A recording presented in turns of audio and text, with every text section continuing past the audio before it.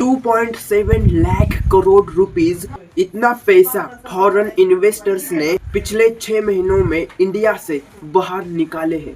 मतलब ग्राफ में देखो डिफरेंस कितना बड़ा है। इंडियन रुपीस दुनिया की सबसे खराब करेंसी है। एक तरफ लोगों की नौकरियां जा रही है, वही दूसरी तरफ जो लोग नौकरी पे है उन लोगों की सैलरी डाउन हो रही है। But we must prepare for the worst. Be ready for tough times. Gujarat के एक छोटे से शहर में एक पिता अपने 2 बेटियों को कहता है कि अगले महीने से स्कूल बंद होने वाला है। और बाप उन 2 बेटियों को कहता है, मैं आपको गवर्नमेंट स्कूल में नहीं डालूंगा, मैं आपको प्राइवेट स्कूल में डालूंगा। इस आदमी का नाम है अल्पेश भाई। अल्पेश खेती करता था। खेती से अल्पेश को पैसे नहीं मिलते थे। अल्पेश को जितने पैसे चाहिए थे उतने पैसे खेती से नहीं मिलते थे। इसके कारण अल्पेश जाते हैं सूरत। सूरत में सबसे बड़ा डायमंड हब है। अल्पेश सूरत के डायमंड हब में काम करते थे। कुछ समय बाद अल्पेश की सैलरी 35,000 हो गई। गांव से आए कम पढ़े लिखे आदमी के लिए इतनी सैलरी काफी होती है। पहली बार अल्पेश के फैमिली में खुशी आई। उसके बाद अल्पेश ने अपने दोनों बेटियों का एडमिशन इंग्लिश प्राइवेट स्कूल में किया। अल्पेश को एजुकेशन नहीं मिली, लेकिन अल्पेश अपने दोनों बेटियों को एजुकेशन देना चाहते थे। लेकिन फिर साल 2025 में सब कुछ बिखरने लगा। Tariffs imposed by the US have been catastrophic for India's diamond industry. सूरत के डायमंड इंडस्ट्री में भयंकर क्राइसिस आ गया। डायमंड बिकता नहीं, अभी सबके ऊपर पड़ा है, पूरा मार्केट के ऊपर है। पहले तो अल्पेश की सैलरी डाउन हो गई थी। अल्पेश की सैलरी हो गई 18,000। फिर कुछ महीने बाद उस कंपनी ने 60% वर्कर्स को जॉब से निकाला। अल्पेश को भी नौकरी से हटा दिया जाता है। उसके बाद अल्पेश काम की तलाश करते हैं तो अल्पेश को कपड़े उठाने का जॉब मिला। यहाँ अल्पेश की सैलरी मात्र 12,000 थी। अल्पेश ने आज के समय में अपने बेटियों को प्राइवेट स्कूल से निकाला है और अपने बेटियों को गवर्नमेंट स्कूल में डाला है। ये सब ऐसे वक्त में हो रहा है दोस्तों, जब मोदी सरकार कह रही है कि इंडिया दुनिया की फास्टेस्ट ग्रोइंग इकोनॉमी है। आज भारत दुनिया की फास्टेस्ट ग्रोइंग मेजर इकोनॉमी है। कागजों पे इंडिया की इकोनॉमी 8.2% से बढ़ रही है, लेकिन असलियत क्या है यहाँ पर? 10 मई 2026 को हैदराबाद में नरेंद्र मोदी अपील करते हैं कि सोना मत खरीदो, फॉरेन ट्रिप पोस्टपोन कर दो, पेट्रोल डीजल का कम इस्तेमाल करो, वर्क फ्रॉम होम करो, कुकिंग ऑयल का भी कम इस्तेमाल करो। हर परिवार खाने का तेल का जो उपयोग करता है, अगर वो कुछ कमी करे, मैंने बार बार कहा है 10% कम करो। अगर हम तेल खाना कम करें ना, तो भी वो देशभक्ति का बहुत बड़ा काम है। जब नरेंद्र मोदी जी को पूछा जाता है कि आप ये सब अपील क्यों कर रहे हो, तब नरेंद्र मोदी जी कहते हैं इंडिया को फॉरेन मुद्रा बचाना है। विदेशी मुद्रा बचाने पर बहुत जोर देना होगा। एक तरफ सरकार कह रही है इंडिया फास्टेस्ट ग्रोइंग इकोनॉमी देश बनने वाला है। आज भारत दुनिया की फास्टेस्ट ग्रोइंग मेजर इकोनॉमी है। वही दूसरी तरफ प्रधानमंत्री कह रहे हैं कुकिंग के ऑयल को कम इस्तेमाल करो। आइए आज के इस वीडियो में जानते हैं जीडीपी और इकोनॉमी की सच्चाई। The Indian rupee has slipped to around 96 rupees per US dollar, making it the weakest Asian currency in 2026. मैं शासन में बैठा हूं, मुझे मालूम है इस प्रकार से रुपया इतनी तेजी से गिर नहीं सकता। देश जानना चाहता है प्रधानमंत्री जी, ऐसा क्या कारण है कि आज अकेला हिंदुस्तान का रुपया डॉलर के मुकाबले गिरता ही चला गया और क्यों चला? 29 अगस्त 2025 इंडिया के जीडीपी नंबर्स पब्लिश किए जाते हैं। 2025 में इंडिया की इकोनॉमी 7.8% बढ़ती है। अब इंडिया की इकोनॉमी ग्रो हो रही है, इसके चलते बहुत सारे लोग खुश थे। इंडिया की इकॉनमी 7.8% बढ़ी थी। उसी समय दोस्तों इंडिया में 9.3% नौकरियां कम हुई थी, यानी 3 महीने में 27 लाख नौकरियां चली गई। और ये तो सिर्फ ट्रेलर है।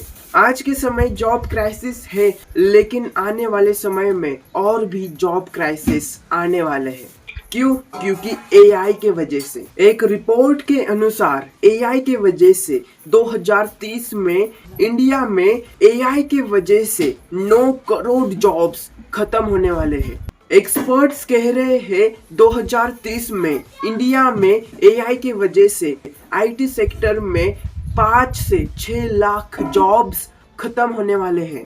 TCS जैसे कंपनी में ऑलरेडी वर्कर्स को हटाया जा रहा है। अगर आपके कंपनी को एक ऐसा एम्प्लॉय मिल जाए जो 8 घंटे का काम 1 घंटे में पूरा कर दे, तो कंपनी AI एम्प्लॉयर को ही प्रिफेयर करेंगी। यही सबसे बड़ा खतरा है दोस्तों। AI आपका जॉब नहीं छीनेगा। जो वर्कर AI के मदद से काम करता है, वो वर्कर आपकी जॉब छीनेगा। अब तक मैंने आपको निगेटिव रिपोर्ट्स बताई, लेकिन अब मैं आपको पॉजिटिव रिपोर्ट्स बताने वाला हूँ। एक रिपोर्ट के अनुसार 2030 में 17 करोड़ जॉब्स क्रिएट होंगे। अब सवाल यही उठता है कि लोगों के पास जॉब नहीं है, लोगों के पास पैसा नहीं है, लेकिन फिर भी लोग गाड़ियां खरीद लेते हैं, AC, फ्रिज, मोबाइल, ये सब लोग कैसे खरीद लेते हैं? इन लोगों को पैसा कहाँ से आ रहा है? इसका जवाब है दोस्तों EMI, लोन। सेब दिख रहा है कटा हुआ? तेरी औकात से बाहर है ये। और ये 100 रुपए वाला सेब नहीं है, तेरी औकात से बाहर वाला सेब है। फोन भी ले ही लिया, सुना है लोंडिया आईफोन पे मरा। कौन सा फोन यूज करते हो और आपके बैंक अकाउंट में कितना balance? iPhone 15, but my bank balance is 0। अगर लोग कर्ज घर बनाने के लिए लेते हैं तो वो सही होगा, लेकिन लोग कार के लिए, AC के लिए लोन लेते हैं। RBI के अनुसार कर्ज में सबसे बड़ा हिस्सा, लगभग 54.7% हिस्सा नॉन हाउसिंग रिटेल लोन्स का हिस्सा है, जैसे कि पैसे, credit cards, AC, TV, fridge.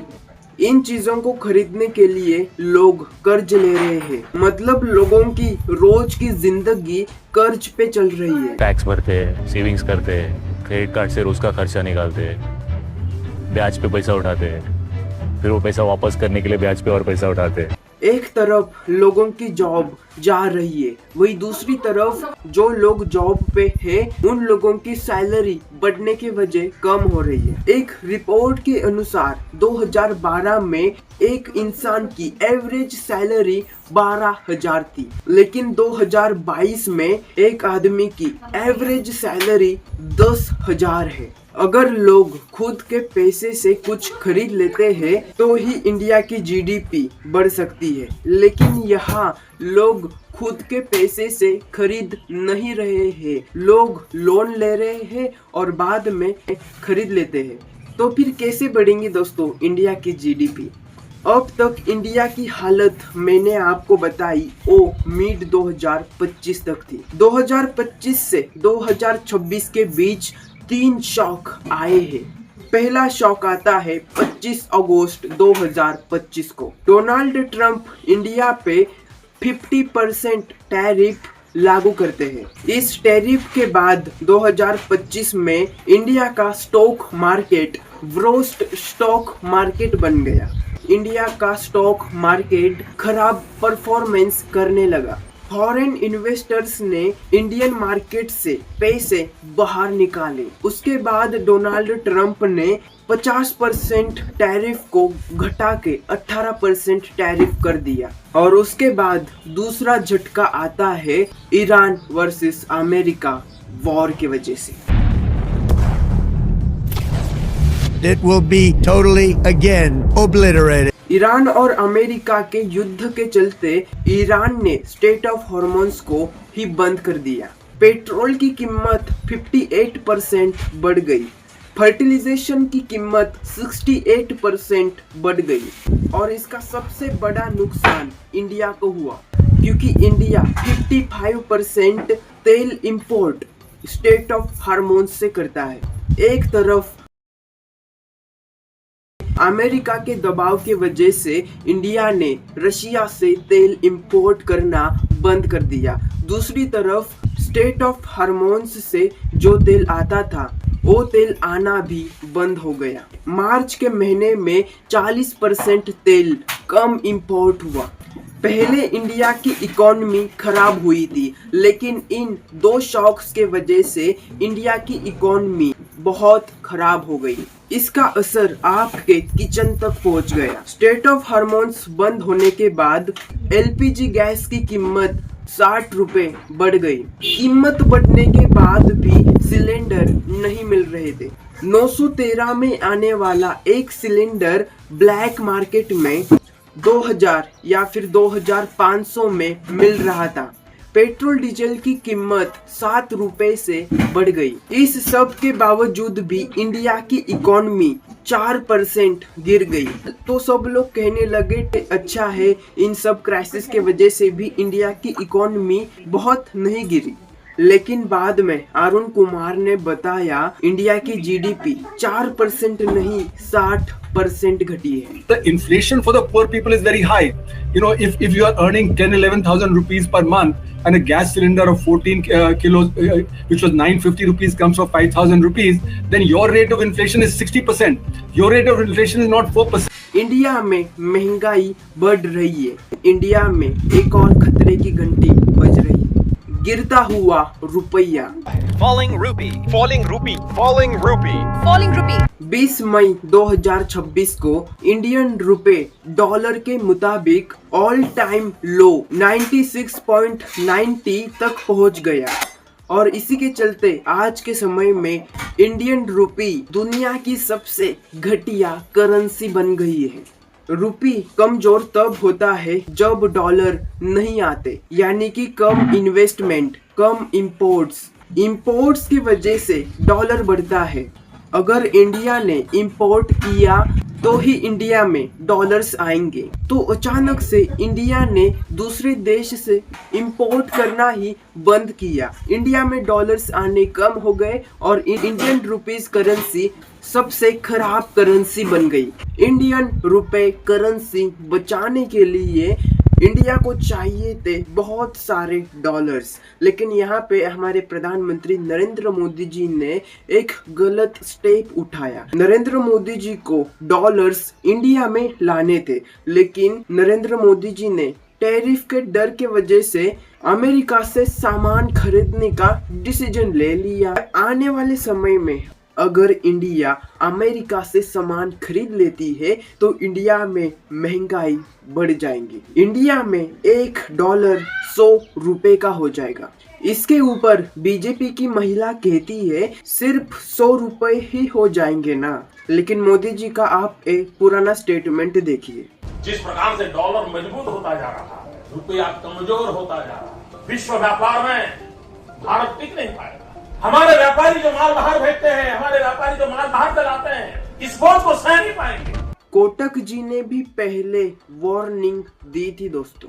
We have not seen the impact in the last 2 months of the Middle East war in terms of energy price transmission. It's coming, but we must prepare for the worst. Therefore, it is about preparation. Be ready for tough times. Tariff और war के वजह से India अभी खतरे में है। India में लोगों की जॉब खतरे में है। सिर्फ इंडस्ट्री जो मछलियों को अमेरिका में इंपोर्ट करता है, लेकिन अमेरिका इंडिया को मछलियों का ऑर्डर नहीं दे रहा है। इसी के चलते मछली पकड़ने वाले लोगों की जॉब चली गई है। ऐसे ही हालत हो गई सूरत की डायमंड इंडस्ट्री की। 2022 में रशिया यूक्रेन के वॉर के वजह से एक डायमंड इंडस्ट्री काफी क्राइसिस में थी, और जब अमेरिका ने टैरिफ लगाए तब इस डायमंड कंपनी की हालत काफी खराब हो गई। अभी तक सूरत में 4000 लोगों की जॉब चली गई है। सूरत डायमंड कंपनी में जो वर्कर्स काम करते थे, उन वर्कर्स को काम से हटाने के बाद 71 वर्कर्स ने सुसाइड किया है। 50,000 से ज्यादा लोग सूरत छोड़कर दूसरे शहर में चले गए हैं। ये सब देखकर ऐसा लगता है इंडिया सच में डेंजर में है। इंडिया के युवा डेंजर में है, नौकरियां नहीं मिल रही है आज के समय में। वेल दोस्तों, आपका क्या कहना है इस सारे मामले के ऊपर, एक बार कमेंट करके बताओ। वीडियो पसंद आई तो प्लीज एक लाइक करो, शेयर करो, सब्सक्राइब करो।